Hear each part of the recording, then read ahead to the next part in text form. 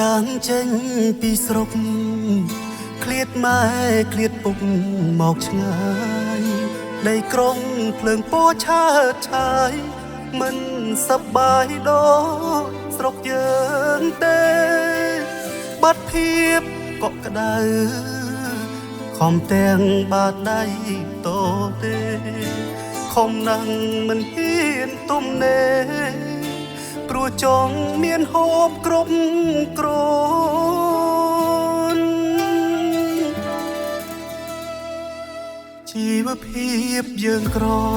ការងារមិនល្អរៀនមិនបានខ្ពង់គ្មានទ្រព្យគ្មានទាំងសង្យុងមួយរួងសឹងតែមិនក្រហូបបាយទិញចប់ទិញព្រឹកទុកហូ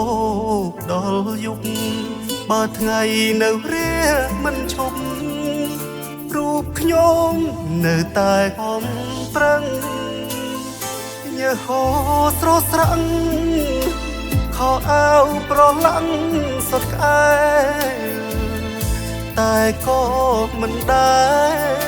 បំពេញលើអ្នកណាឡើយรู้ដោយស្មោះត្រង់មិនចង់ឲ្យគេដៀលឡើយទួងក្រយ៉ាងណាក៏ដោយពុកម៉ែផ្ដាំហើយ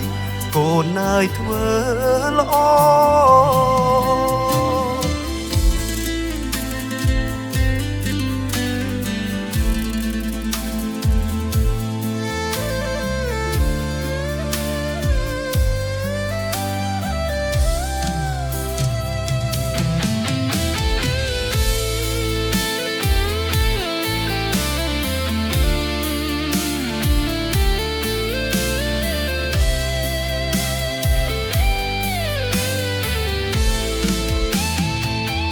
ញើហូរស្រស់ស្រង់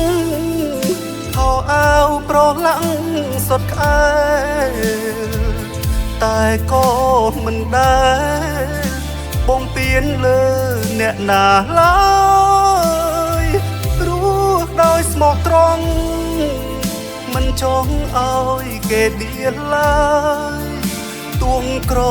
យ៉ាងណាក៏ដោយពុកម៉ែផ្ដាំហើយកូនអើយធ្វើ